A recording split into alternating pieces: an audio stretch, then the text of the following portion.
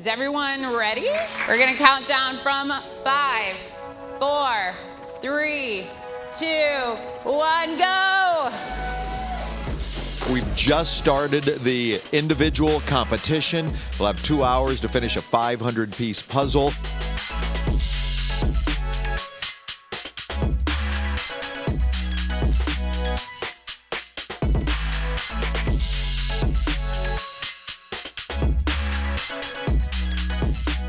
KarenPuzzles was doing pretty well too. They just showed it. She kind of looks like she's worked her way up from the bottom to the top. Oh yeah, she's got a lot of that. But she's a phenomenal puzzler, so we'll see. And just on that point with Karen, this is her first ever. Karen just put in like 4 or 5 in a row, and that's got to build confidence. You could tell she was getting excited with it. It's going to come down to the wire. She's getting close. This is going to be wild. And look at that. Now Karen, it looks like she's put them into lines. She's kind of getting some organization going there to help her get those last pieces in. She's literally just grabbing every piece that's that shape and trying it. And that's what you end up having to do. Karen has 7 pieces left. 6. I think it might be Karen next.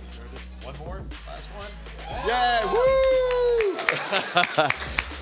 And there it is. KarenPuzzles finished second. We have KarenPuzzles coming back to the table as our second place finisher in the individuals. Congratulations. Thank you. I was not expecting that at all. This was a puzzle then, obviously, that may have played to some of your strengths then for that great finish? Yeah, this is my favorite type of puzzle. As soon as I saw the illustration, I was like, yes, I got this.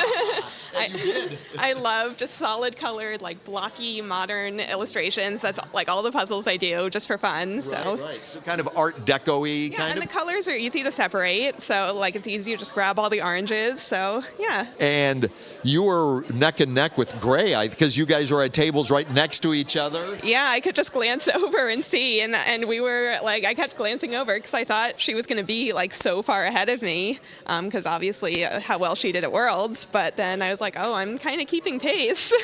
Can I tell you something that happened that I don't think the live stream picked up? Okay, a few minutes into it, I had the entire bottom edge done, plus a little bit on the sides, and I knocked it, and I knocked like 10 edge pieces onto the floor, and I had to lean down, pick them up, redo that part of the edge.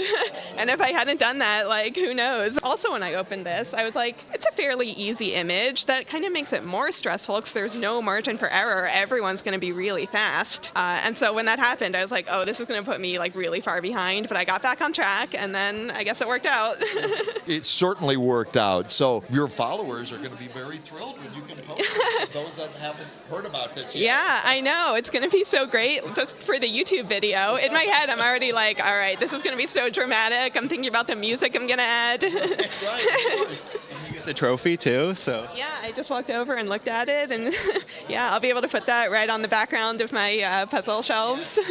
Question, walk us through your strategy when you first saw it. So you said you, break it down. Like, what was going through your head? So I started by turning everything over, and I separated the edges at the same time that I turned everything over. I did the logo because that was easy right in the corner. I tried to do the San Diego text, and for some reason I just could not, usually text is my favorite part, and I just could not figure out how they went together, so I abandoned that. Then I think I did the sun because the yellow is easy to spot. Then I did the orange building because, again, super easy to pull out those pieces. Then the trees, and then, the rest just kind of all came together. I felt like I was definitely jumping around a lot, so I thought I was super disorganized, but I guess not. That strategy paid off. Did you do any shape sorting?